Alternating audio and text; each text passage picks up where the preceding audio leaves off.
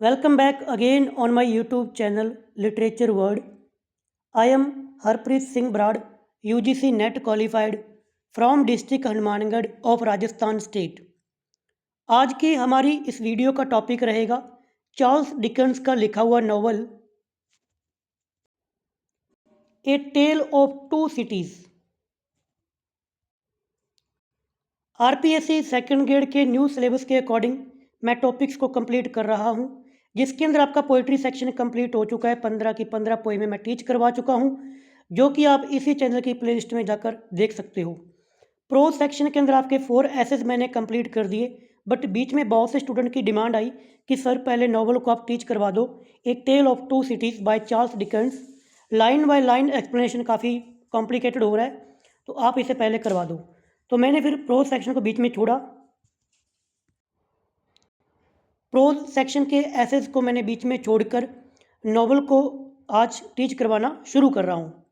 ये हमारा पार्ट 1 रहेगा, full complete novel a tell of to cities by Charles Dickens. थोड़ा सा पहले मैं आपको ओवरव्यू देना चाहूँगा कि हम इस फुल लेंथी नॉवल को कंप्लीट किस प्रकार से करेंगे। चलिए चलते हैं पहले हमारी पीडीएफ पर। जैसा कि आप स्क्रीन पर देख पा रहे हो, सबसे पहले मैंने क्या किया कि इस नॉवल को डीपली स्टडी किया, लाइन बाय लाइन जितने भी इसके पार्ट्स हैं। फिर इसकी बेसिक इन्फॉर्मेशन की मैंने ये पीडीएफ को रेडी किया, जो आप स्क्रीन पर देख पा रहे हो।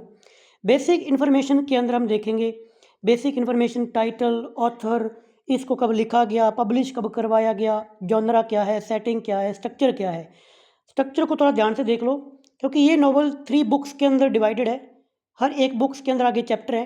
टोटल चैप्टर की बात की जाए, टोटल 45 चैप्टर हैं इसके अंदर। हिस्टोरिकल रेफरेंस क्या है, अदर इम्पोर्टेंट पॉइंट्स क्या हैं, फिर हमारा अबाउट द नॉवलिस्ट हम शॉर्ट के अंदर देखेंगे चार्ल्स डिकेंस के बारे में। सोर्स यहाँ पे कौन सा यूज़ किया गया है, पब्लिकेशन की हिस्ट्री क्या है।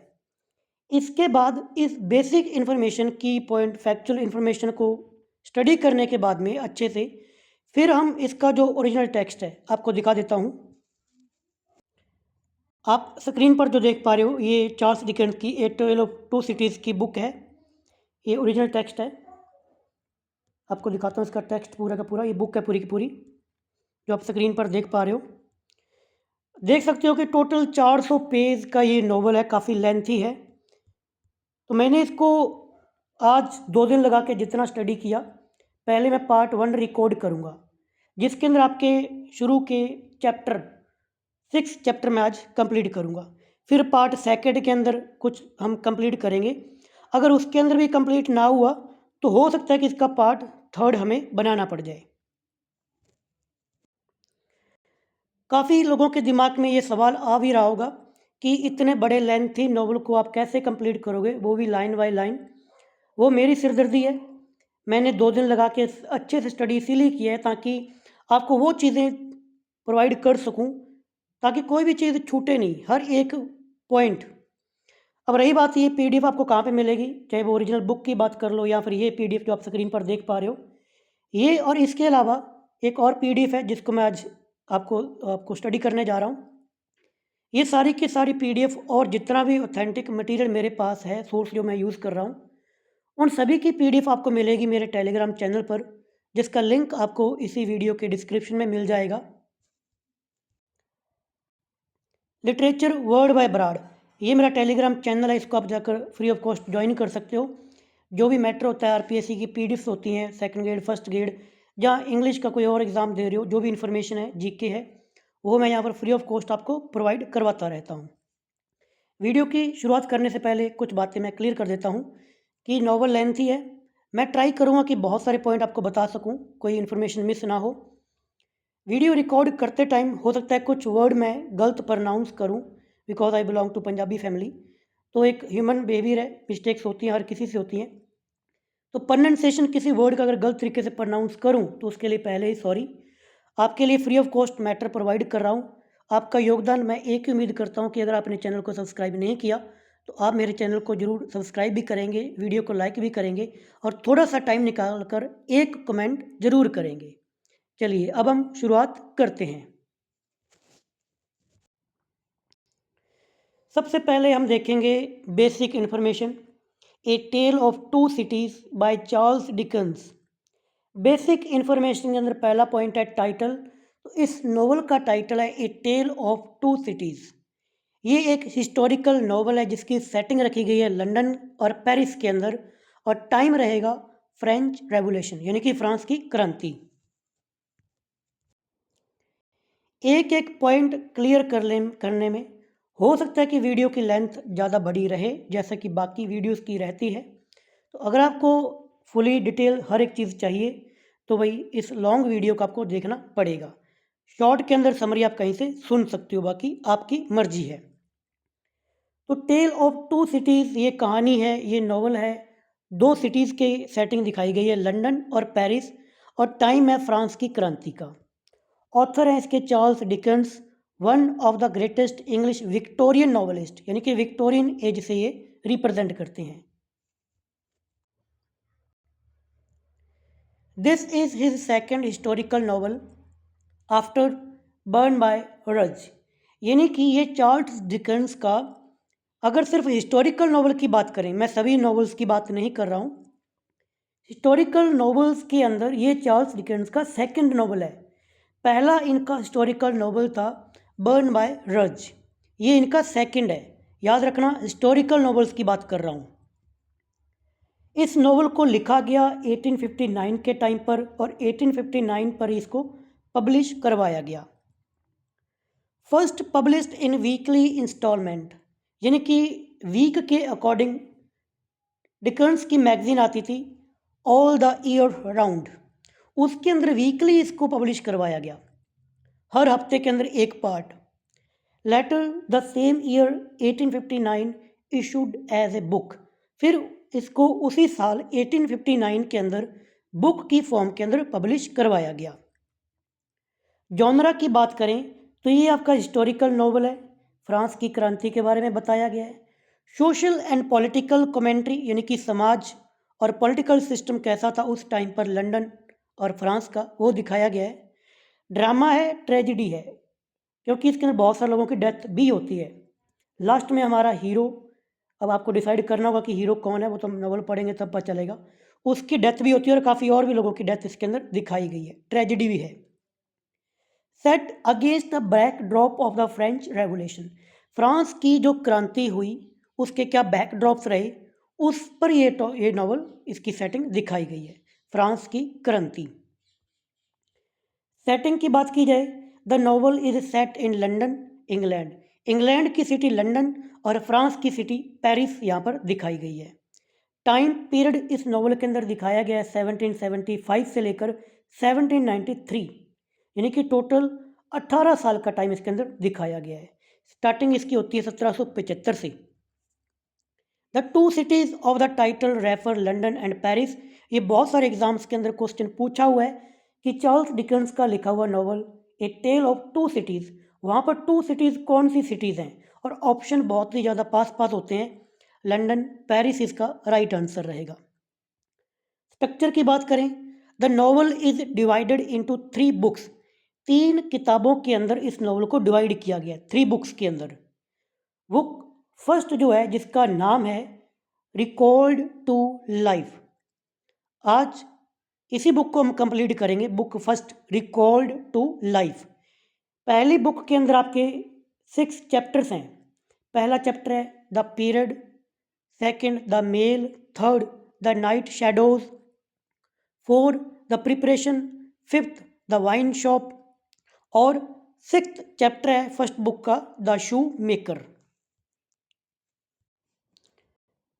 और आज की इस वीडियो के अंदर पार्ट 1 के अंदर मैं इन्हीं 6 पार्ट्स को कंप्लीट करूंगा। पार्ट 2 के अंदर हम बात करेंगे बुक सेकंड की। बुक सेकंड अगर पार्ट 2 के अंदर कंप्लीट नहीं भी हुई तो हो सकता है पार्ट 3 बने, क्योंकि बुक सेकंड जिसका नाम है द गोल्डन थ्रेड, जिसके अंदर टोटल 24 चैप्टर हैं, 24 chapter. First chapter 5 years later, second a sight, third a disappointment, four congratulatory, fifth the jackal, sixth hundreds of people. 7. Moisures in town, 8 moisures in the country. 9 number जो chapter है the gorgon's head. 10 number chapter है two promises. 11th number chapter a companion picture. 12th number chapter the fellow of delicacy. 13th number chapter the fellow of no delicacy. 14th the honest tradesman. 15th knitting. 16th still knitting. 17th one night. 18 9 days. 19 number chapter an opinion. 20 number chapter a plea. 21 number chapter echoing footsteps. 22 the sea still rises. 23 fire rises. 24th drawn to the lodestone rock. ये book second है जिसके अंदर total 24 chapters हैं, जो मैं कोशिश करूँगा कि पार्ट सेकंड के अंदर हम इसको कंप्लीट करने की कोशिश पूरी रहेगी, क्योंकि इस वीडियो के अंदर तो आपको बेसिक इन्फॉर्मेशन प्रोवाइड करवानी थी, तो ऊपर भी हमारा टाइम लग रहा है. सेकंड पार्ट के अंदर तो डायरेक्ट ही हम पार्ट को पढ़ना, चैप्टर को पढ़ना शुरू कर देंगे.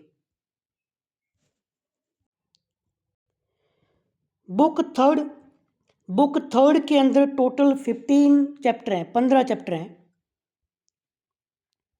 बुक थर्ड का नाम है the track of storm. First chapter है in secret. Second grindstone. Third the shadow. 4 calm in storm. 5th the wood sawyer. 6th triumph. 7th number chapter a knock at the door. 8 number chapter a hand at cards. 9 number chapter the game made. 10 number chapter the substance of the shadow. 11th number chapter dusk. 12th darkness. 13th 52 और 14th number chapter the knitting done. और 15 number chapter हमारा रहेगा last chapter the footsteps die out for ever. अब कोशिश ये करना कि ये 45 के 45 चैप्टर जो टोटल हैं इनके नाम आपको एटलीस्ट याद हों, क्योंकि जब कॉमन क्वेश्चन बनेगा तो यही बन सकता है कि कौन सा इसके अंदर चैप्टर नहीं है.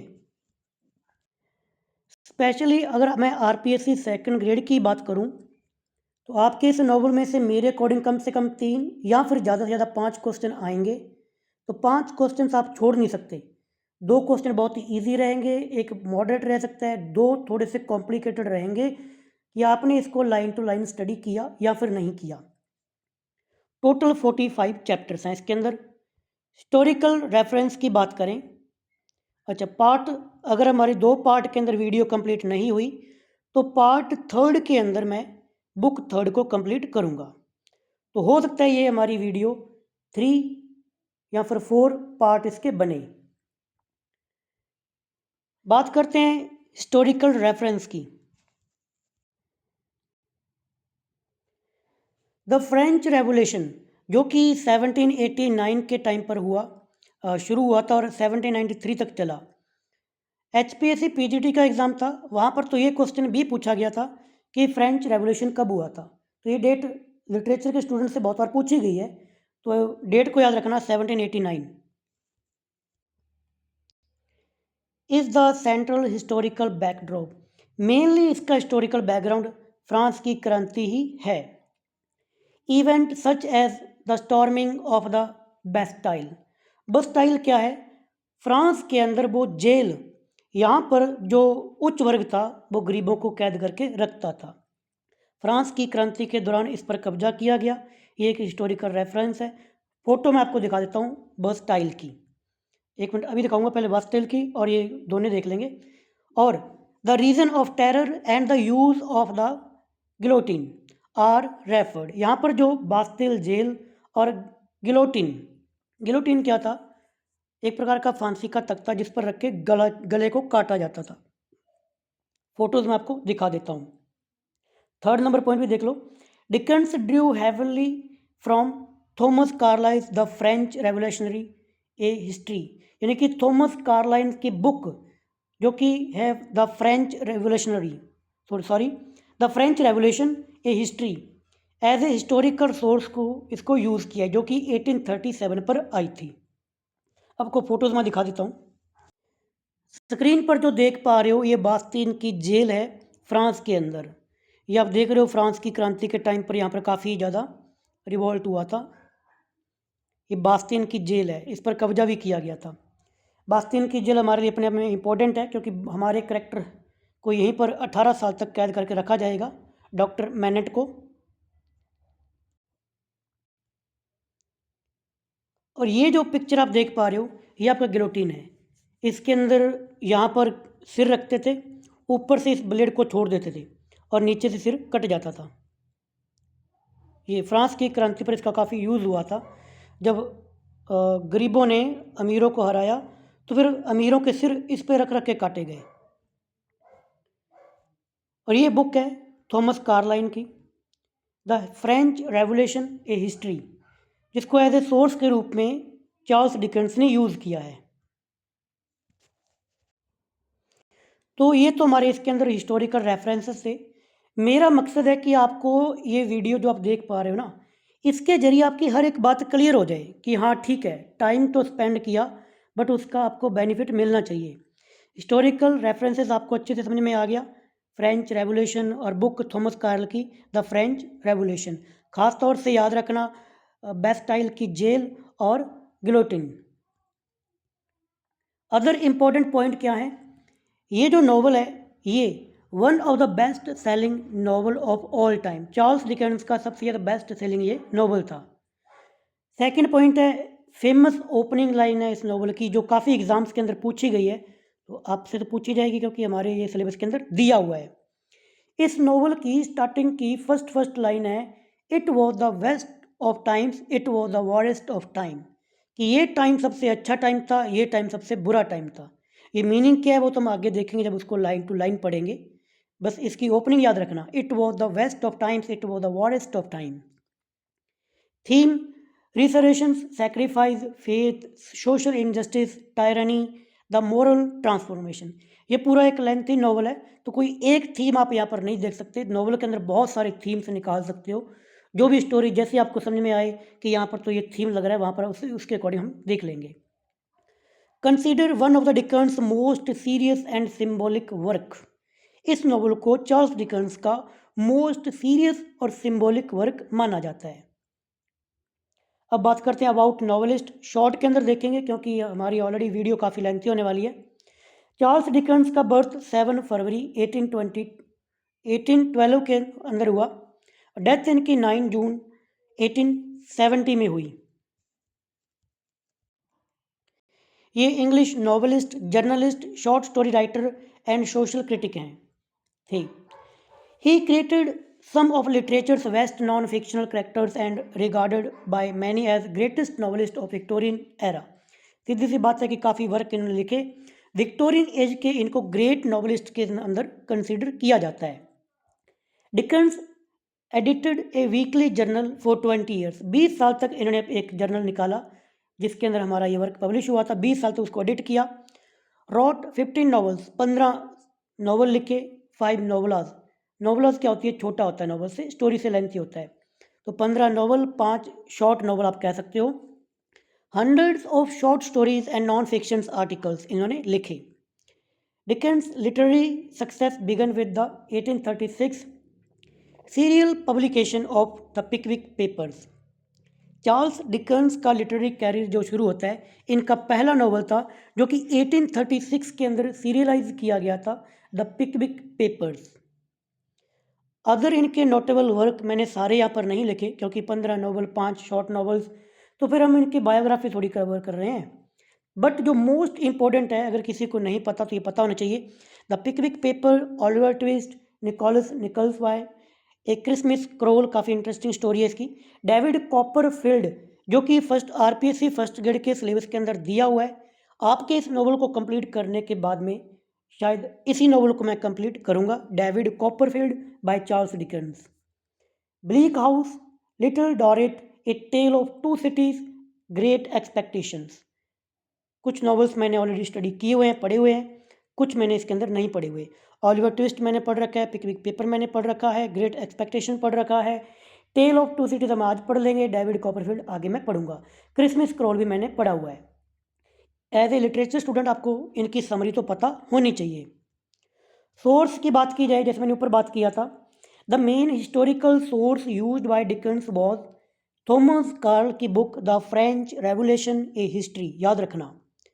Dickens relied on this text for understanding the event, atmosphere and social conditions of French Revolution.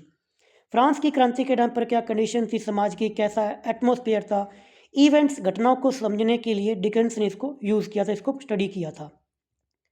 Publication history, इस वर्क को, इस नॉवल को सीरियलाइज किया गया था in weekly instalment from April to November 1859, यानी कि 1859 के टाइम पर अप्रैल से लेकर नवंबर तक जो इनकी मैगजीन थी डिकन्स की, ऑल द ईयर्स राउंड, उसके अंदर वीकली, याद रखना वीकली, ऑप्शन दे के पूछ सकता है कि मंथली, मंथली नहीं है, वीकली, हफ्ते के अंदर एक पार्ट आता था इनका, अप्रैल से लेकर नवंबर तक।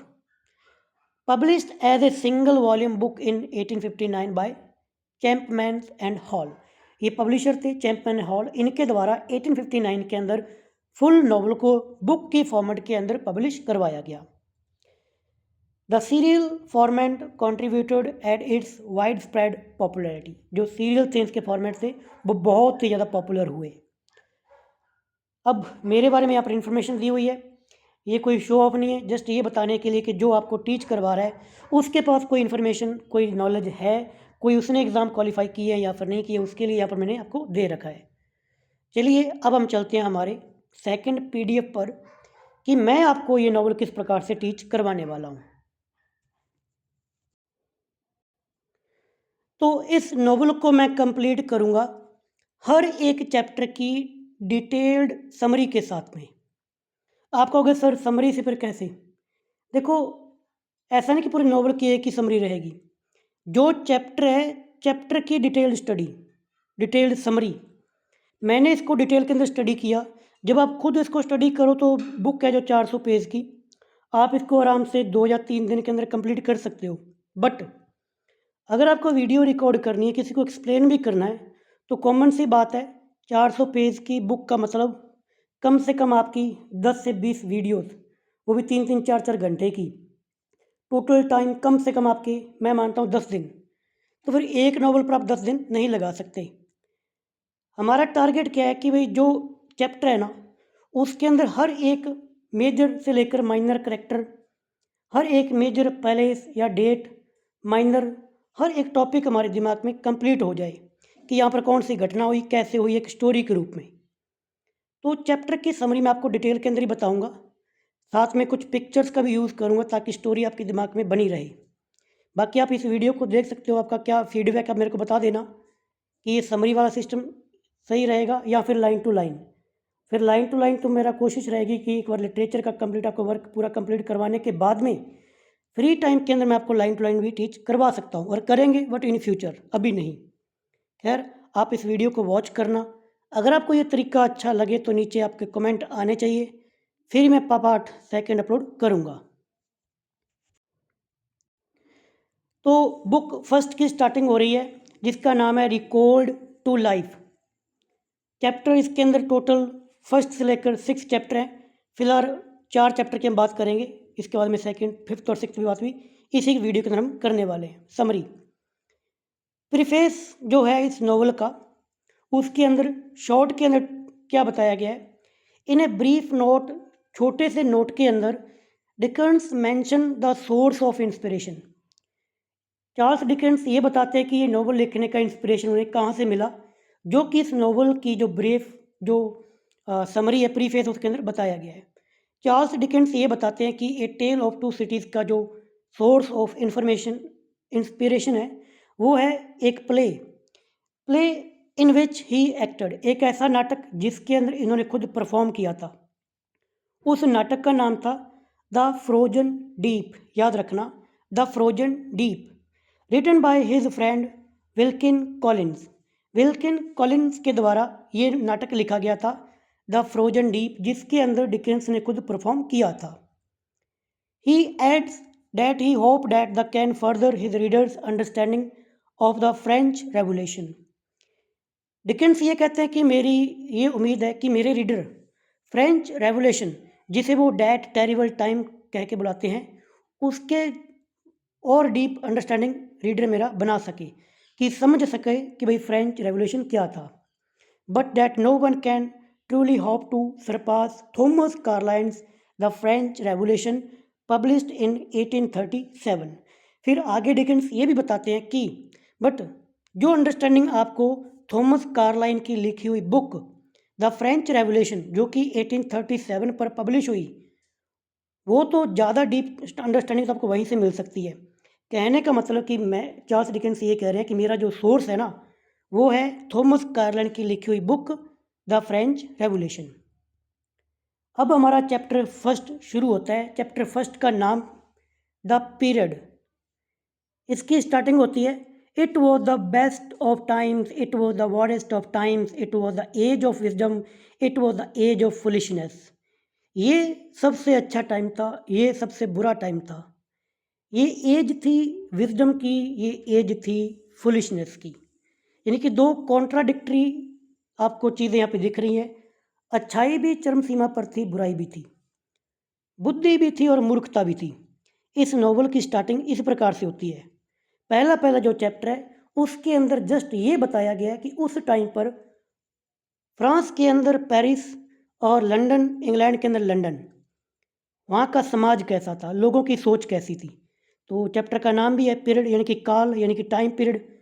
यही इसके अंदर बताया गया है फर्स्ट के अंदर. डिटेल से हम इसको पढ़ते हैं. एज इट टाइटल प्रोमिसेस, जैसे कि टाइटल बताता है, दिस ब्रीफ चैप्टर, ये छोटा सा चैप्टर इस्टेब्लिश करता है the era in which the novel takes place. ये नोवेल जिस टाइम पर घटित होने वाला है उस टाइम पीरियड को ये चैप्टर बताता है. England and France in 1775.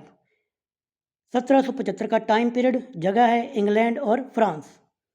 The age is marked by competing and contradictory attitudes. इस टाइम पर दो चीज़ें चल रही थी, कॉन्ट्राडिक्शन में चल रही थी. It was the best of time, it was the worst of time, but resemble the present period in which Dickens right.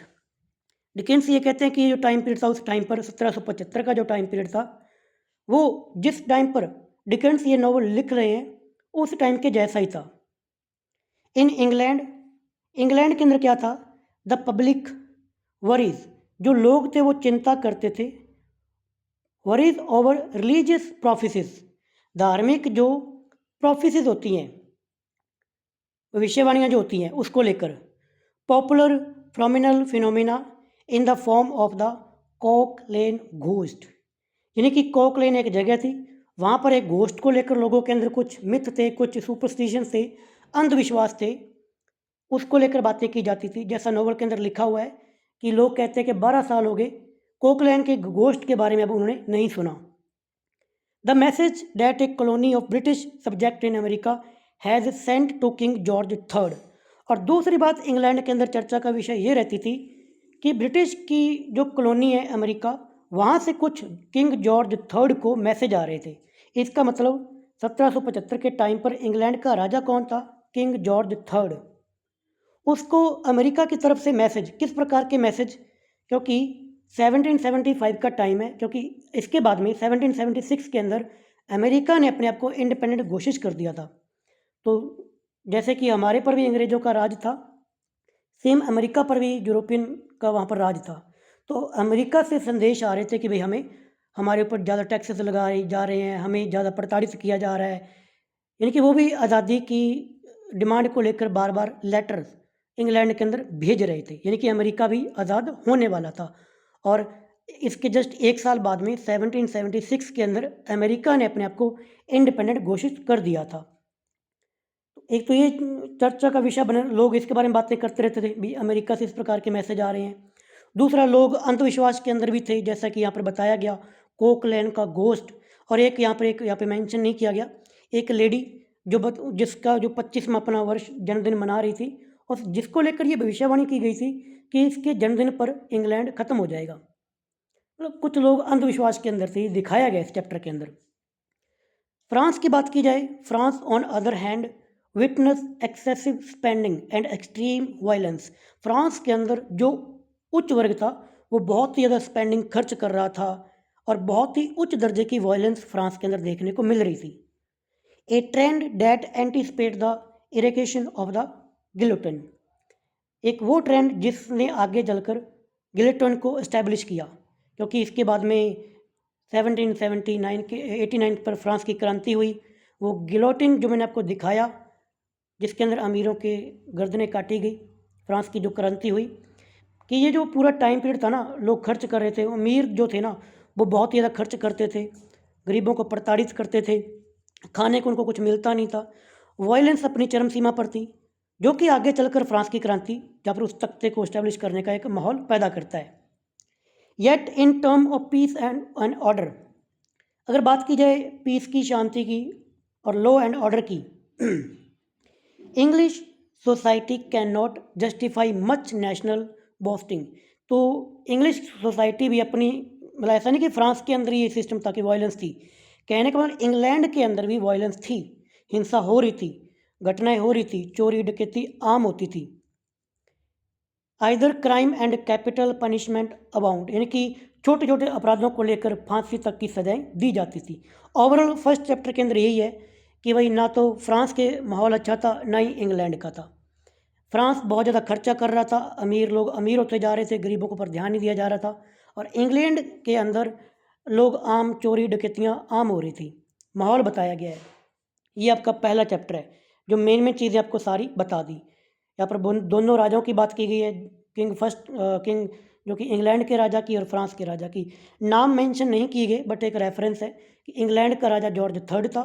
आपको बताना है कमेंट बॉक्स के अंदर कि फ्रांस का राजा कौन था, थोड़ा आइडिया लगाना कि 1775 के टाइम पर कौन था।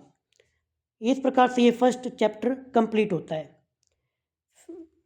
इसके बाद में हमारी कहानी जो है मेन तो यहाँ पर स्टार्टिंग होती है, क्योंकि पहले चैप्टर में तो एक माहौल ही बताया गया है कि हमारा जो नॉवल है ना वो है कैसा, लोग कैसे हैं, समाज कैसा है। चैप्टर 2 हमारी ओरिजिनल स्टोरी शुरू होती है, जैसा कि चैप्टर का नाम है द मेल, यानी कि डाक गाड़ी। घोड़ों से डाक जाती थी, आपको फोटो अभी दिखाऊंगा, पूरा सीन दिखाऊंगा ये किस प्रकार का है।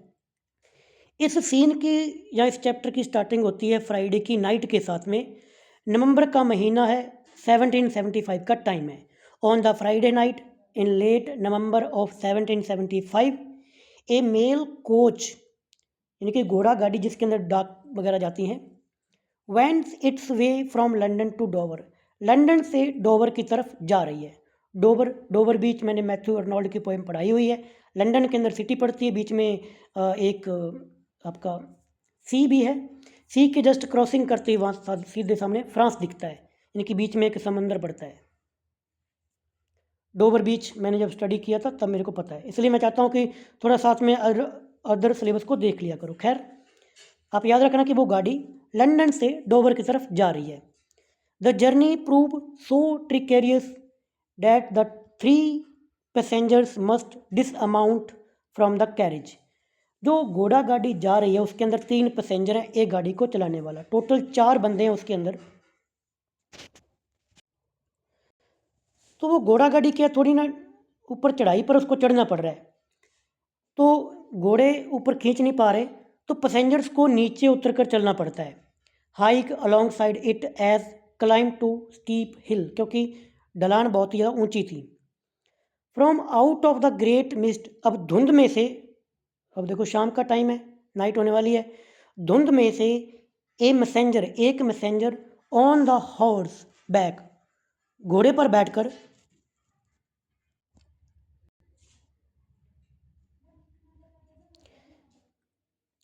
यानी कि धुंध में से एक मैसेंजर घोड़े पर बैठ के उनके सामने आता है।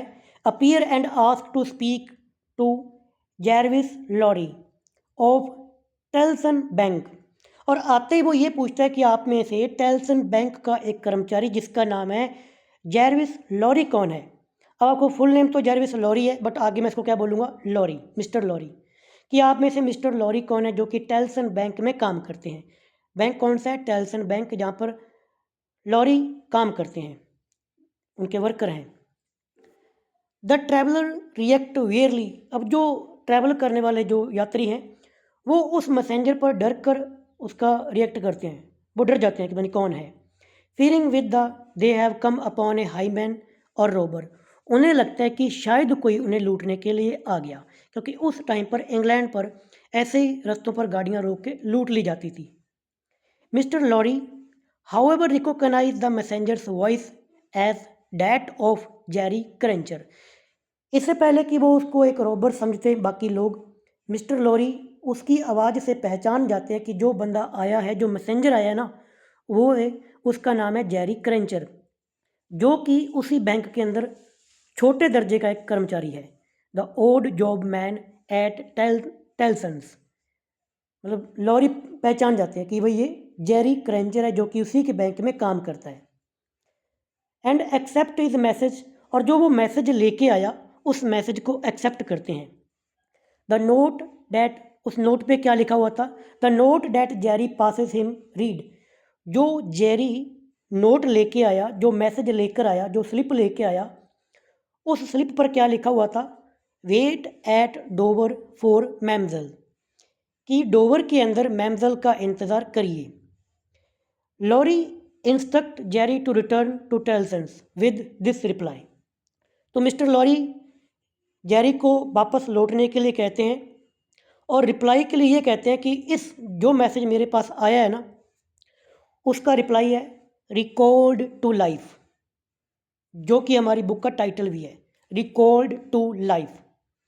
तो जो मैसेंजर आया उसने ये कहा wait at Dover for Mam'selle, और लॉरी ने क्या जवाब दिया कि रिकॉल्ड टू लाइफ।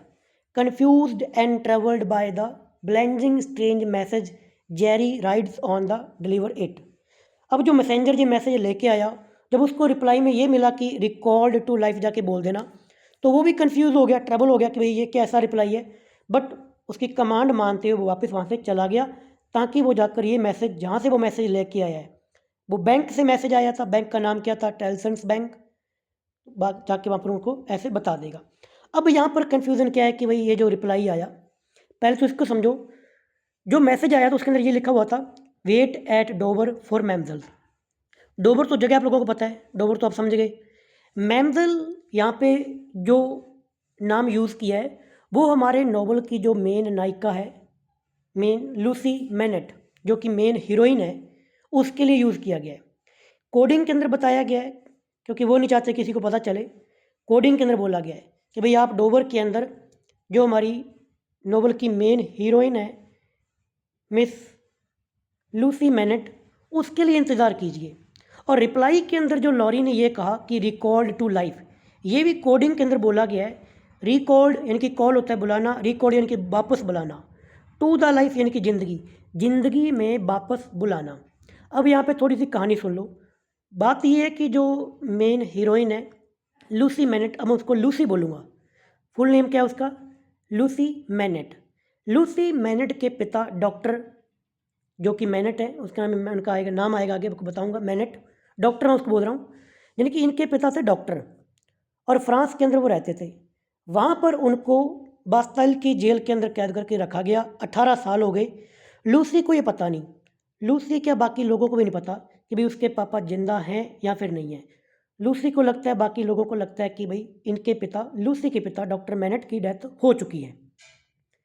ये बात बैंक वालों को पता है, टेंसन बैंक। और अब ये मैसेज आया कि आपसे मिलने के लिए डोवर के अंदर लूसी मैनेट आएगी। तो लूसी मैनेट को मिलकर उसे बताइए कि आपके पिताजी जिंदा हैं, फ्रांस के अंदर हैं। तो ये मैसेज उनके लिए आया है। अब मैसेज ये है कि आप डोवर में रुकना, वहाँ पर लूसी मैनेट आएगी, लूसी मैनेट को मिलकर ये पूरी बात बताइए। तो ये सेकंड चैप्टर है, the mail. The night shadows.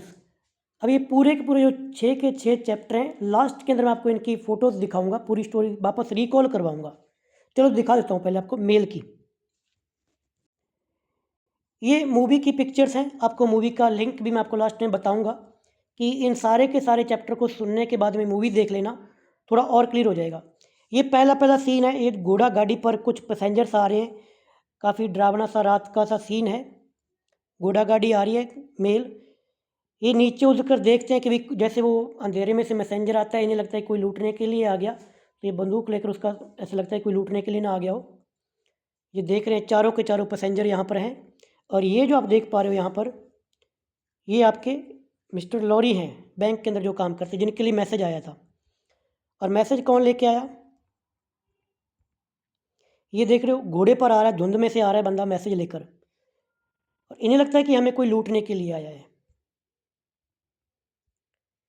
तो ये उसको, ये मैसेंजर जो कि जेरी है, जेरी लॉरी को मैसेज देता है कि ये मैसेज है, ये मैसेज यहाँ पर पढ़ रहे हैं ये, उसमें लिखा हुआ है to wait at Dover for मैमजल।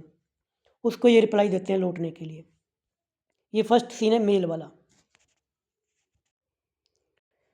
तो चैप्टर सेकंड के बाद में हमारा चैप्टर थर्ड शुरू होता है, जिसका चैप्टर का नाम है the night shadows.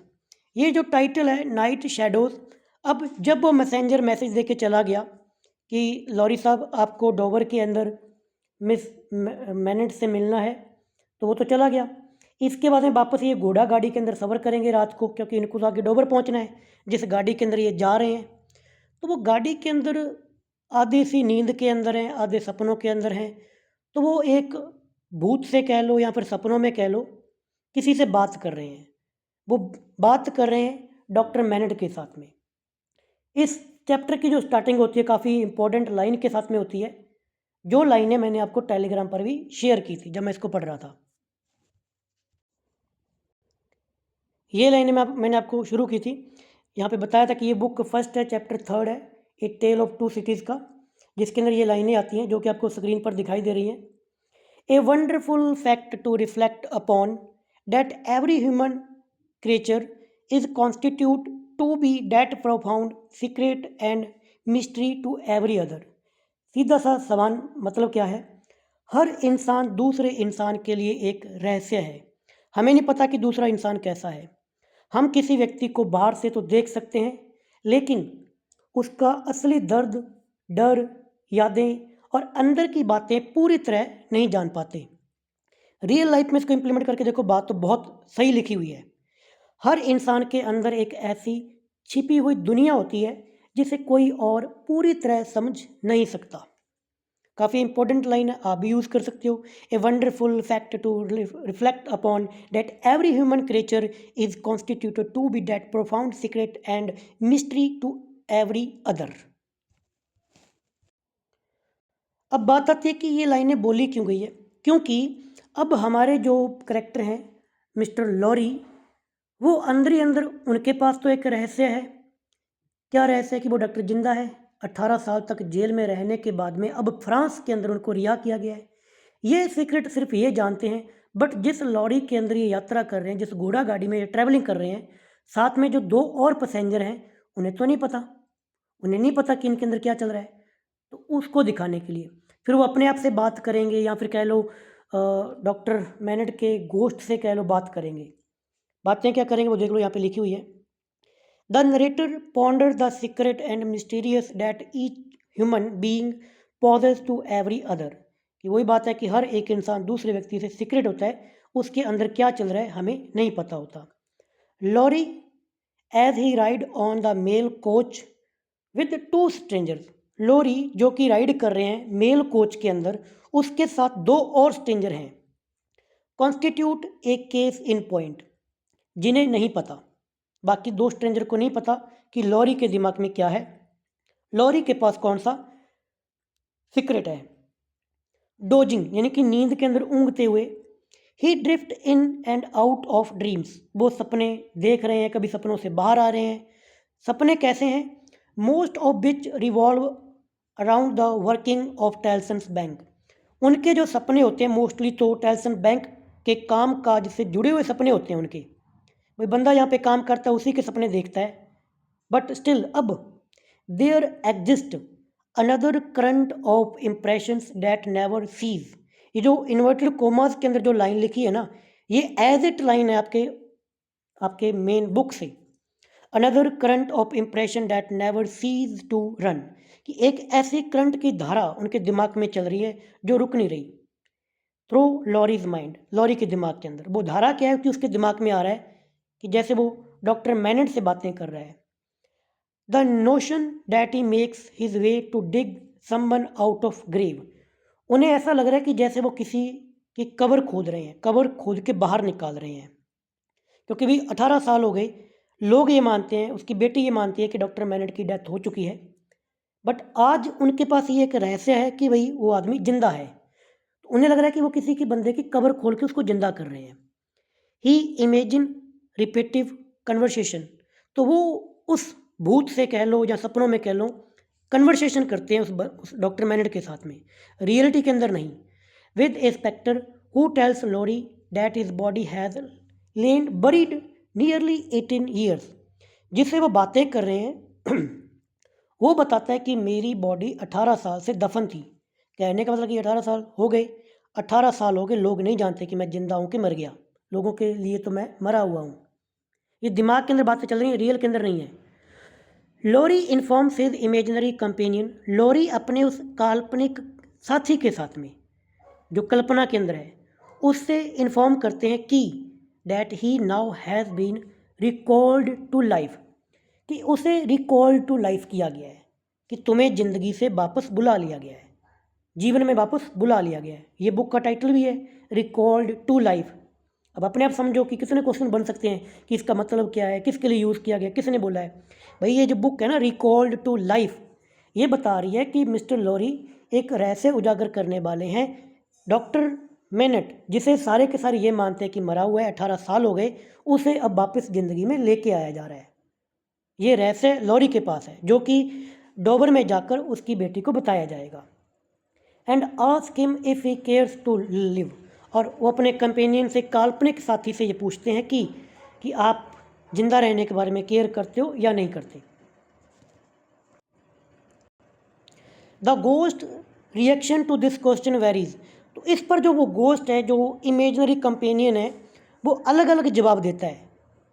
As he sometime claim that he would die were he to see this woman too soon, कभी तो वो ये कहता है कि अगर वो उस महिला को देखेगा, सॉरी मैंने बीच में कुछ छोड़ दिया, जस्ट वेट प्लीज़, ऊपर चलते हैं।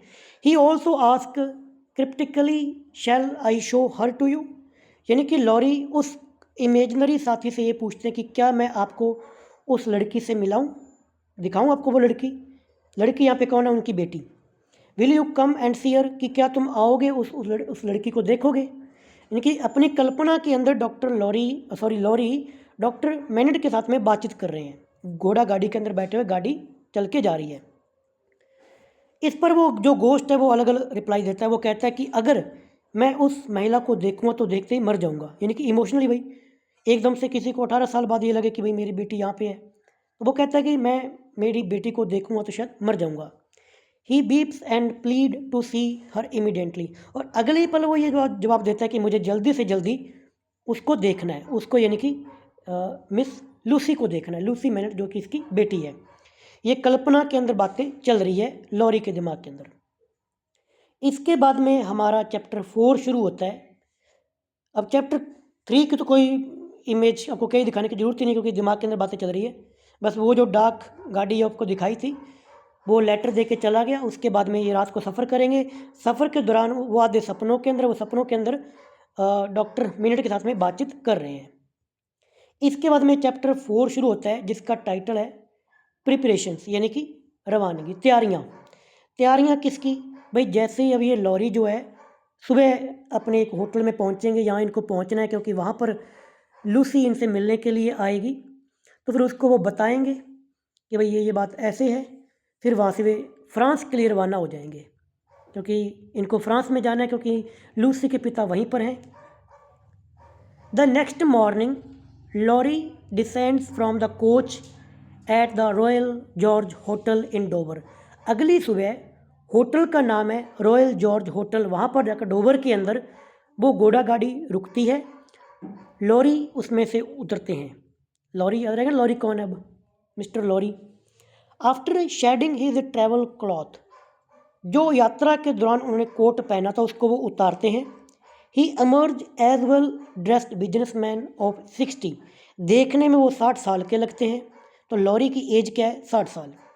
डैट आफ्टरनून, उसी दोपहर को, a waiter announce that Lucie Manette, उसी दोपहर को उस होटल का जो वेटर है वो लॉरी को बताता है कि Lucie Manette has arrived from London, कि लंदन से लूसी मैनेट आ चुकी हैं।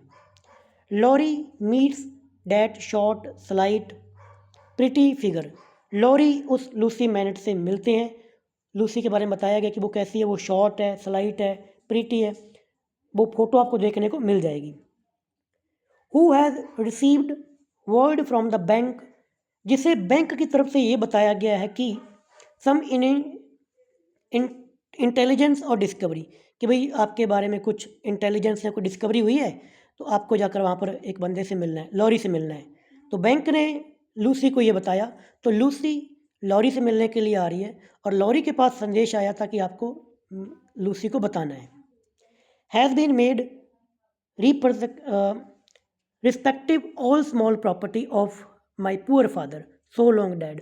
अब लूसी को तो ये लगता है कि बैंक की तरफ से कोई संदेश आया है, तो शायद बैंक कोई मेरे पिता की, जो कि काफ़ी साल पहले डैड मर चुके हैं, उनकी कोई प्रॉपर्टी होगी, बैंक ने उसी के रिगार्डिंग मेरे को यहाँ पे मिलने के लिए बुलाया है, लूसी को ये लगता है। After restating his duty as a businessman, पहले लॉरी क्या करते हैं, जस्ट बिजनेस की बातें करते हैं नॉर्मली, फिर बाद में Lorry relates the real reason that Tellson's has summoned Lucie to Paris. Last के अंदर लॉरी रियल जो बात है वो लूसी को बताते हैं कि टेल्सन बैंक ने मुझे समन दिया है कि मैं तुम्हें पेरिस लेके चलूं। क्यों लेके चलूं?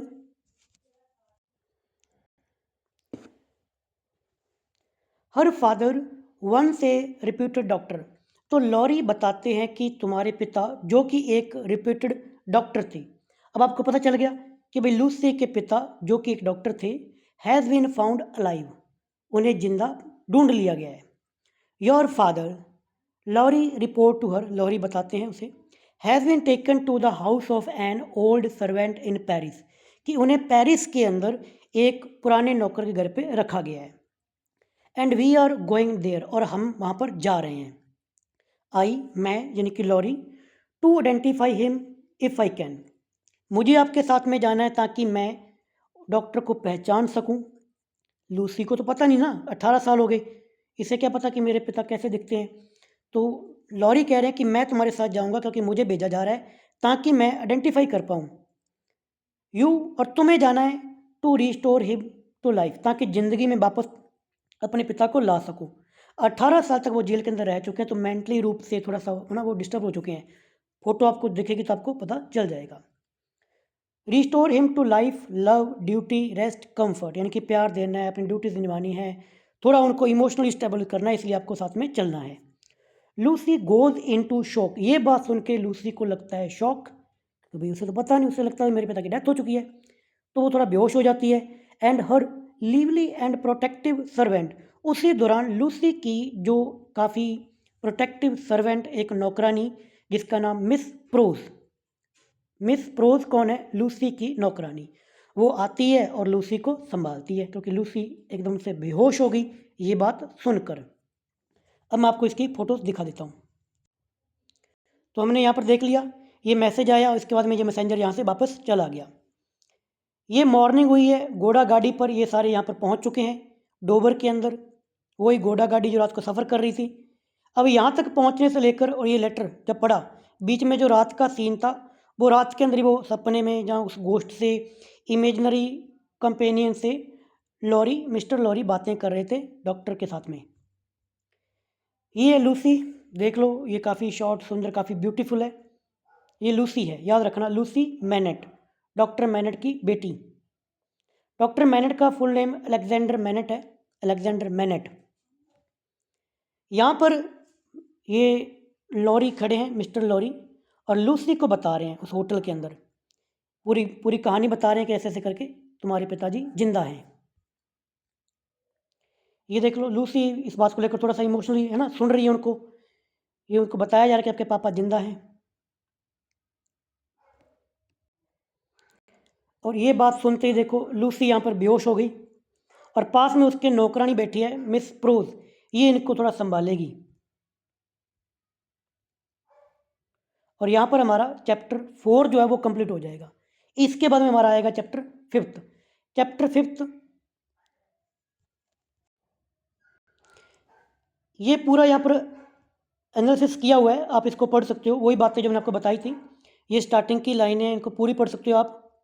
It was the best of time, it was the worst of time, it was the age of wisdom, it was the age of foolishness, it was the epochs of belief, it was the epochs of incredulity, यानी कि विश्वास भी था और अविश्वास भी था। It was the season of light, यानी कि प्रकाश भी था। It was the season of darkness, यानी कि अंधकार भी था। It was spring of hope, ये होप थी स्प्रिंग की। It was the winter of despair, और ये डिस्पायर की विंटर थी। इस प्रकार से इस नॉवल की स्टार्टिंग होती है।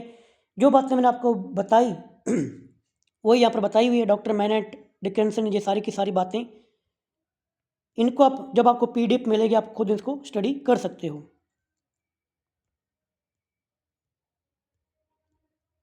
इसके बाद में शुरू होता है बुक फर्स्ट का chapter 5, the wine shop. Wine shop. The wine was red and has stained the ground the narrow street, यानी कि जो वाइन वो शराब लाल थी जिसके कारण पूरी गली क्या हो गई, रेड हो गई।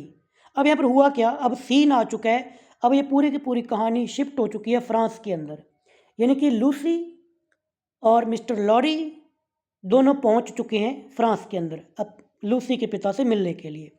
स्टार्टिंग के अंदर सीन दिखाया गया एक वाइन शॉप का, एक शराब की दुकान है। अब आपको यहाँ पर कंडीशन देख के पता चलेगा कि फ्रांस के अंदर गरीबों की हालात कैसे थे। जैसे सीन ओपन होता है तो क्या होता है, वहाँ पर दुकान पर जैसे गाड़ी निकलती है, शराब का भरा हुआ एक गैलन नीचे गिरता है। गैलन नीचे गिरते ही आपको फोटोज में दिखा देता हूँ। ये लूसी यहाँ पर बेहोश हो चुकी है। ये सीन आता है, देखो ये यहाँ पे डिफार्ज वाइन, यानी कि डिफार्ज की शराब की दुकान है। इसके सामने ये घोड़ा गाड़ी जाती है, उसमें से एक गैलन नीचे गिरता है लाल रंग का, जिसमें से शराब नीचे गिरती है। बहुत सारी शराब ऐसे गिर जाती है। ये जो सीन है ये एक बहुत ही गरीब इलाके का है, फ्रांस के अंदर बहुत ही गरीब सा इलाका, बहुत गरीबी है यहाँ पर। जैसे गैलन नीचे गिरता है भाई, जितने भी लोग वहाँ पर खड़े हैं ना, देखो भूखे प्यासे गरीब, वो गरीबी बहुत एक्सट्रीम लेवल पर थी, वो सारे के सारे सड़क पर गिरी हुई शराब को चाटने लगते हैं, गिर जाते हैं घुटनों के बल।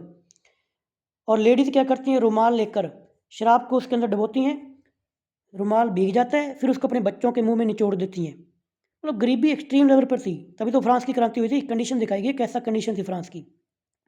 सारे के सारे टूट के पड़ते हैं, और बीच में से एक बंदा उस शराब को लेकर, जो देखो वहाँ पर गारा भी है, कीचड़ है, उसको हाथ लगाकर हाथ में लवेड़ते हुए पूरा भर के दीवार पर लिखता है ब्लड, जो कि रिप्रेजेंट करता है इनकी क्रांति होने वाली है। गरीबी इस हद तक है कि गिरी हुई शराब को भी लोग किस प्रकार से चाट रहे हैं, सड़क पर चाट रहे हैं, बीच में मिट्टी चाट रहे हैं। सारा वो सीन यहाँ पर दिखाया गया है। ये भी वही सीन है, ये घोड़ा गाड़ी जा रही है जिसमें गैलन रखे, इन गैलनों के अंदर क्या है, शराब है।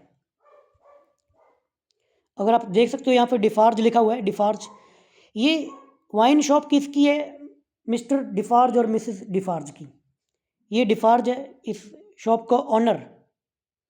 इसके पास ही, इसी के घर पर ही डॉक्टर मैनेट को रखा गया है। ये सीन देख सकते हो, लोग शराब को पी रहे हैं, नीचे गिरी हुई शराब को पी रहे हैं। ये देखो कैसे चाट रहे हैं, ऐसे मतलब गैलन से जो शराब नीचे गिरी। ये शॉप के ऑनर है, ये मिस्टर डिफार्ज हैं, ये उनकी पत्नी है मिसेस डिफार्ज। डिफार्ज ये देखते हैं कि भाई लूसी और मिस्टर लॉरी यहाँ पर आए हैं, उनसे ये मिलते हैं यहाँ पर। ये देखो कैसे शराब के अंदर गिरे पड़े हैं, ये ब्लड लिखा हुआ था।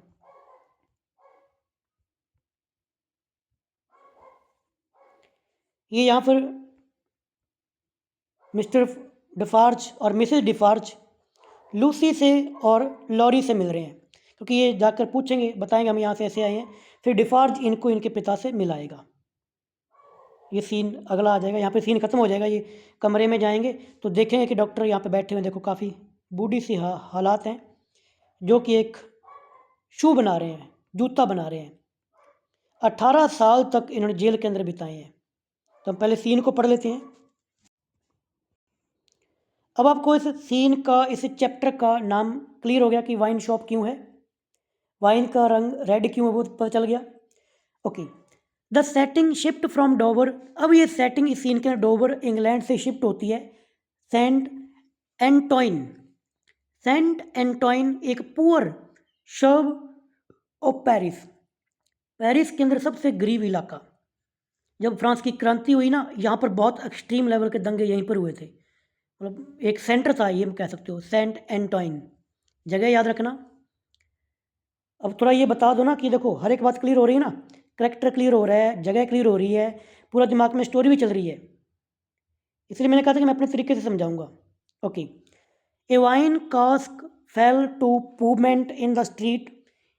शराब का एक गैलन रोड पर गिरता है, and everyone rushes to it, और हर कोई उस पर दौड़ता है, भीड़ लग जाती है उसको चाटने के लिए। Man kneel and scoop up the wine. जो आदमी है वो घुटनों के बल बैठकर उस शराब को चाटते हैं, पीते हैं, रोड पर गिरी हुई शराब को। That has pooled in the paving stones. जो वहाँ पर गंदगी कचड़ पड़ा उसके अंदर गिरी पड़ी उस शराब को चाटते हैं। वाइल वुमेन, उसी दौरान औरतें, सूप अप द लिक्विड, जो शराब का लिक्विड गिरा है उसको सोखती हैं, विद हैंडकरचीफ, रुमाल के साथ में, and wring them into the mouth of their babies, और वापस उसको अपने बेबीज बच्चों के मुंह में निचोड़ देती हैं। One man dip his finger into the muddy wine lees. उस शराब के गंदे कीचड़ में एक व्यक्ति अपनी फिंगर डुबोता है, and scrolled the word blood on the wall, और वॉल पर क्या लिखता है, ब्लड लिखता है। ये याद रखना, जो इन्वर्टेड कॉमास के अंदर जो चीज़ें लिखी है ना, याद रखना, ब्लड लिखता है, यानी कि ये सिंबल है क्रांति का, कि भाई अब क्रांति होने वाली है। The wine shop is आउंड। जो वाइन शॉप वहाँ पर है उसके ऑनर कौन है, मॉइजर डिफार्ज। अब शॉर्ट के अंदर हम बोलेंगे इसको डिफार्ज। ए बल necked material looking man of 30, जो कि 30 साल के काफ़ी स्ट्रॉन्ग से व्यक्ति हैं। His wife Madame Defarge sits solemnly behind the counter, वो काउंटर पर बैठी हुई हैं, watchful of everything that goes on round her. जो भी आसपास की घटनाएं हो रही हैं, ड्रम गिरा, लोग चाट रहे हैं, खा रहे हैं, पी रहे हैं शराब को, उन घटनाओं को वो बैठी बैठी देख रही है। याद रखना मैडम डिफार्ज, काफ़ी इंपॉर्टेंट रोल है इनका।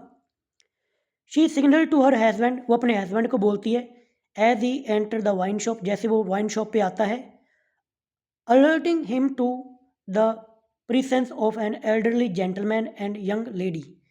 वो अपने पति को, मिस्टर डिफार्ज को बताती है कि, ध्यान दिलाते कि देखो एक एल्डरली जेंटलमैन और एक यंग लेडी आए हैं, और वो कौन है, मिस्टर लॉरी और Lucie. Defarge eyes the strangers, they are Lorry and Lucie's. तो वो स्ट्रेंजर्स को देखता है, और वो स्ट्रेंजर्स कौन है, Lorry and Lucie. But pretend not to notice them, और ऐसे दिखावा करता है जैसे उन्होंने, डिफार्ज ने लॉरी और लूसी को नहीं देखा। Speaking instead with 3 familiar customers, और वो उनको बोलने की बजाय अपने 3 कस्टमर से बात करने लग जाता है। Each of them refer to the other 2 as Jacques. वो आपस में जो वहाँ पर 3 फैमिलियर कस्टमर्स हैं ना, वो एक दूसरे को क्या कह के बुलाते हैं, जैकस। जैकस याद रखना, जैकस क्यों, ये एक कोड है, एक code name that identify themselves to one another as revolutionaries. यानी कि फ्रांस की क्रांति के टाइम पर जो ग्रुप बन रहे थे उसमें से एक ग्रुप था, ये वो लोग हैं जो क्रांति में साथ देंगे, तो ये एक दूसरे को एक अपने गुप्त नाम से बुलाते थे, जैकस। पूछा जा सकता है कि रेवोल्यूशनरीज का जो ग्रुप था वो एक दूसरे को किस नाम से बुलाते थे, जैकस। एक कोडिंग वर्ड था इनका, जब भी मिलते थे जैकस कह के बुलाते थे। जैसे अपने देख लो, भगत सिंह ने अलग नाम यूज़ किए हैं ना, क्रांतिकारी अलग अलग कोडिंग के तौर पर नाम यूज़ करते थे, तो अपने आप में ये इंपॉर्टेंट हो गया, Jacques. After Defarge direct the man to chamber on the 5th floor and sends them out. तो जो डिफार्ज है वो एक व्यक्ति से मिलता है, उसे बोलता है कि तुम 5th फ्लोर पर जाओ। Mister Lorry approach from the corner and beg safe word with Defarge. फिर मिसेज लॉरी उनके पास आता है, लूसी और लॉरी डिफार्ज के पास आते हैं, उसे बताते हैं भाई हम कौन हैं। The man have a brief conversation, थोड़ी सी बातचीत इनकी होती है, and soon Defarge lead Lorry and Lucie up to a steep dangerous rise of stairs. तो तीनों वो सीढ़ियों से चढ़ के ऊपर जाते हैं, क्योंकि इसी दुकान के ऊपर कमरे के अंदर इनके पिता को रखा हुआ है। They came to fill the landing. They came to fill the landing where the three men from the wine shop stand steering through chinks in the wall. वो जब ऊपर जाते हैं चढ़ते हैं तो कुछ विंडोज़ में से तीन लोग उनको देख रहे थे. Where the three men from the wine shop standing staring through chinks in the wall, दीवार में बने हुए छेदों में से देख रहे थे. Stating that he makes a show of Dr. Manette to a chosen few. क्योंकि जो डिफार्ज है ना वो कुछ सिलेक्टेड लोगों को ही डॉक्टर मैनेट से मिलने देता है, क्योंकि वही ये इनके लिए क्रांति का सिंबल है. ये वो व्यक्ति है जो 18 साल तक बेस्टिल की जेल में रहकर आ चुका है.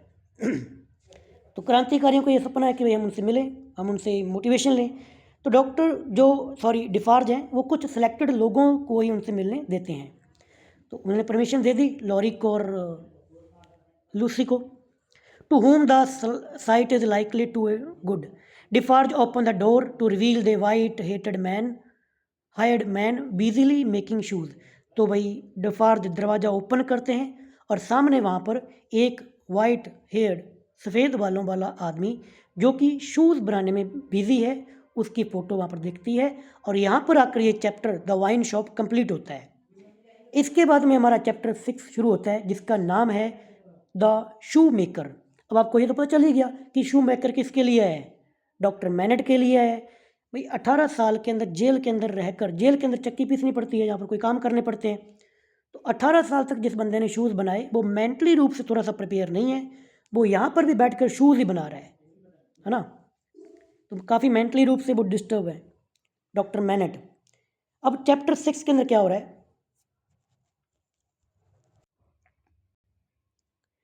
मैनेट रिपोर्ट करता है इन वॉइस गॉन फेंट with solitude and disuse that he is making a lady's shoes in the present mode or fashion even though he has never seen the present fashion. जैसे वहाँ पर दरवाज़ा खुलता है तो डॉक्टर मैनेट बोलता है कि वो किसी लेडी का शू बना रहे हैं. अब पूछा जाता है लेडी का बना सकते हैं कि भाई किसी आदमी का शू बना रहे थे, तो किसी औरत का वो शू बना रहे थे. और वो बताते हैं कि वो प्रेजेंट फैशन के रूप में बना रहे हैं, हालांकि उन्हें नहीं पता कि प्रेजेंट में कौन सा फैशन चल रहा है. व्हेन आस्क्ड हिज नेम, जब डॉक्टर मैनेट से उसका नाम पूछा जाता है, ही रिस्पोंड, तो वो बताते हैं 105 यानी कि 105 नॉर्थ टावर. इंपॉर्टेंट क्वेश्चन बन सकता है कि भाई डॉक्टर मैनेट क्या बताते हैं और ये क्या है. जब डॉक्टर मैनेट से उनका नाम पूछा जाता है तो वो बताते हैं कि मेरा नाम 105 है, 105 है नॉर्थ टावर. अब ये क्या है, ये इनका कैदी नंबर था. कैदी नंबर मूवी आप लोगों ने देखी ना, कैदी नंबर 1. तो अपना कैदी अपना नंबर बता रहा है कि मेरा नंबर है 105 नॉर्थ टावर के अंदर, यानी कि बेस्टल के अंदर अलग अलग चैम्बर्स होते होंगे, उन चैम्बर्स में से 105 नंबर इंपॉर्टेंट है कि उसका मतलब ये क्वेश्चन मेरे हिसाब से बनेगा. उसने अपना कौन सा नंबर बताया और देंगे 105, 107, 108, 109. दिमाग में आता नहीं भाई कौन सी चीज़ बताई है कौन सी नहीं. Lucy approach. अब इस बात पर लूसी अपने पिता के पास आती है. नोटिसिंग हर रेडिएंट गोल्डन हेयर. तो डॉक्टर मैनेट लूसी के बालों को थोड़ा देखते हैं, ध्यान से देखते हैं. Manette opens a knot of rag that he wears around his neck. जो डॉक्टर मैनेट है ना वो अपने मतलब उनके पास एक रुमाल के अंदर या कपड़े में कुछ बालों का गुच्छा रखा हुआ था. वो बाल किसके थे, वो डॉक्टर मैनेट की पत्नी के थे, ताकि उनको कुछ याद आ सके. In which keeps it strange and similarity golden curl. वैसे बाल उनके पास थे जैसे बाल लूसी की थे. उन्हें लगता उन्हें थोड़ा याद आई ना भी कौन है जो मेरे से मिलने के लिए कौन आया है. एट फर्स्ट पहले मैनेट यानी कि doctor MANET mistakes Lucy for his wife. तो डॉक्टर को लगता है कि शायद उनकी पत्नी वापस आ गई. एंड रिकॉल्स डैट, उसको याद करते हैं. On the first day of his imprisonment, पहले जेल के दिन को याद करते हैं कि जब इनको पहले दिन कैद हुई थी उस दिन के सीन को याद रखते हैं. He begged to be allowed to keep these few stray hairs of his wife as a means of escaping his circumstances in the spirit. कि जब पहली बार उनको कैद करके रखा गया था, फर्स्ट डे था, तो उन्होंने परमिशन ली थी कि मुझे ये कुछ बाल रखने की परमिशन दी जाए ताकि मैं मेंटली रूप से कुछ मेरे को फील हो तो मैं इन बालों को देखकर अपनी पत्नी को याद कर सकूं. पूछा जा सकता है कि उसके पास कौन सी चीज़ थी। Lucie delivers an impassioned speech, imploring her father to weep if her voice or her hair recall a loved one whom he once knew। काफ़ी एक इमोशनली स्पीच, थोड़े से शब्द लूसी अपने पिता को बोलती है और बोलती है कि अगर आपको इन बालों को देखकर कोई याद आ रहा है, अगर आप रोना चाहते हैं तो रो लीजिए। काफ़ी इमोशनल सा सीन है यहाँ पर। She hint to him of the home that await him and assure him that his agony is over. और बताती है कि आपके दुख अब खत्म होने वाले हैं, अब हम घर चलेंगे। MANET collapse under A storm of emotions. अब ये बात सुन के डॉक्टर मैनेट थोड़ा सा इमोशनली अपने आप को संभाल नहीं सकते और थोड़े से बेहोश हो जाते हैं। एकदम से उनको पता चला कि उनकी बेटी आ गई। लूसी अर्ज that arrangement be made for his immediate departure for England. Lucy कहती है कि जल्दी जल्दी हमें यहाँ से निकलने की व्यवस्था कीजिए, हम लंदन में जाएंगे। बाकी जो लोग वहाँ पे खड़े हैं उनको बोलती है। फीयरिंग फॉर मैनेट्स हेल्थ। अब डॉक्टर मैनेट के हालात देखकर लॉरी थोड़े से बोलते हैं कि अभी डॉक्टर मैनेट ठीक नहीं है, अभी जाना हमारे लिए ठीक नहीं होगा। बट लूसी क्या कहती है? But Lucie insist that travel guarantees more safety than continued stay in Paris. Lucie ये बताती है कि पेरिस में रुकने से ज़्यादा अच्छा हमारे लिए ये रहेगा कि हम ट्रैवलिंग करें लंदन की तरफ, इंग्लैंड की तरफ। डिफार्ज इस बात पर एग्री हो जाते हैं क्योंकि भाई इनकी बेटी है तो उनको भेजना तो पड़ेगा ही। And assure the group into a coach. और पूरा उनके लिए एक घोड़ा गाड़ी की व्यवस्था की जाती है उनको निकलने के लिए। मतलब यहाँ पर लूसी अपने पिता के साथ में डॉक्टर मैनेट, जिनका नाम है अलेक्जेंडर मैनेट, उनके साथ और मिस्टर लॉरी के साथ, तीनों के साथ में पेरिस से वापस कहाँ पे आएंगे? इंग्लैंड के अंदर, लंदन में। और यहाँ पर आकर हमारा चैप्टर 6 कंप्लीट होता है। पिक्चर्स देख लो। यहाँ पर चैप्टर 5 का दरवाज़ा खुला, डॉक्टर मैनेट एक शूज़ बना रहे हैं। और ये देख सकते हो इनका चेहरा, एक बूढ़ा व्यक्ति, सफ़ेद बाल हैं इनके। थोड़ा सा इमोशनल सीन यहाँ पर है, आपको भी दिख रहा है। इनके हालात देख लो कैसे हैं। तो ये दिखा रहा है कि उस टाइम पर बास्तिल की जेल के अंदर कैदियों के हालात कैसे हो गए थे, किस उच्च दर्जे का इनको सजाएं दी गई। अब आपको अभी तक ये नहीं पता कि डॉक्टर मैनेट को जेल के अंदर रखा क्यों गया। इसकी स्टोरी मैं आपको बताऊंगा। पहले ये सीन देख लो। यहाँ पर आप देख सकते हो कि भाई ये टोपी वाले कौन है? Mister Lorry. और साथ में कौन खड़े हैं? डिफार्ज। पीछे खड़ी है लूसी। यहाँ पे बैठे हैं आपके डॉक्टर मैनेट। इनसे पूछा जाता है, ये बताते हैं कि it was the tower A 5 minute. बताते हैं कि टॉवर था। ये लूसी से बात कर रहे हैं। डॉक्टर मैनेट अपनी बेटी लूसी मैनेट से बात कर रहे हैं और यहाँ पर दोनों गले लग के रो रहे हैं। ये काफ़ी इमोशनल सा सीन है, एक बेटी का अपने पिता से मिलन। और यहाँ पर आकर ये चैप्टर आपका 6 कंप्लीट होता है, बुक फर्स्ट कंप्लीट होती है। इसके नीचे एनालिसिस दिया हुआ है चैप्टर 1 और 6 का, कि इसके अंदर पूरी कहानी क्या है। जो चीज़ें मैंने आपको यहाँ पर बताई वही यहाँ पर नीचे लिखी हुई है, बाकी खुद भी इनको आप पढ़ सकते हो। इस प्रकार से हमारी ये बुक कंप्लीट होती है, बुक फर्स्ट। इसके बाद में चलेगी हमारी बुक सेकंड, जिसका नाम है गोल्डन थ्रेड। चैप्टर उसके अंदर हमारे 24 हैं, जिसको कि मैं नेक्स्ट वीडियो के अंदर कंप्लीट करूँगा। 1 घंटा 15 मिनट की वीडियो की हमारी रिकॉर्डिंग रही, तो मुझे एक आइडिया भी मिल गया कि हमने 6 चैप्टर, इसमें कुछ इंट्रोडक्शन भी दी गई, कुछ टाइम हमारा वहाँ पर भी लगा। तो आई होप कि सेकंड जो वीडियो आएगी, हो सकता है 2 घंटे की बने, उसमें बुक कंप्लीट हो जाएगी। और अगर कोशिश करूँगा कि भाई पूरी सारा नॉवल ही हम कंप्लीट कर दें। अब आप कमेंट में ये बता सकते हो कि इस प्रकार से इन्फॉर्मेशन सही रहेगी, क्योंकि अगर ओरिजिनल लाइंस को आप पढ़ोगे ना, वहाँ पर वर्ड आपको कंफ्यूज करेंगे, फिर बीच में मेरे को आपको वर्ड की एक्सप्लेनेशन देनी पड़ेगी, बताना पड़ेगा। तो 400 पेज करते करते हमारे 10 दिन निकल गए। तो फिर भाई एक ही नॉवल पर निकलेंगे, तो बाकी मेरे को फर्स्ट ग्रेड का सिलेबस भी कंप्लीट करना है।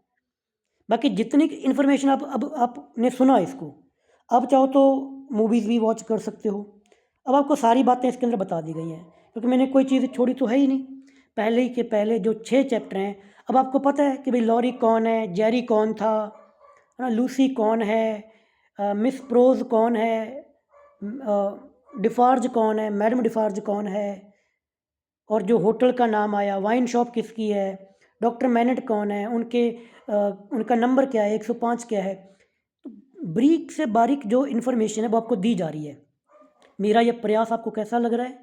फ्री ऑफ कॉस्ट है भाई, कोई पैसा नहीं, कोई चार्ज नहीं, बस एक ही डिमांड। अगर मैं अच्छा आपको लग रहा है कि किसी की मैं भलाई कर रहा हूँ, आप मेरी भलाई कर सकते हो तो भाई चैनल को सब्सक्राइब कर दिया करो, कमेंट कर दिया करो, शेयर कर दो यार, जो लोग आपके साथ ही पढ़ रहे हैं। कई लोगों को ये रहता है कि भाई हम क्यों करें, भाई मैं भी तो कर रहा हूँ। देखो ऊपर वाला देखता है, सब सुनता है कि आप किसकी कितनी हेल्प कर रहे हो। टीचर बनने जा रहे हो ज्ञान बांटने के लिए, और ज्ञान आपके पास इतना है क्या कि आप मेरे ज्ञान को किसी और को बताना नहीं चाहते।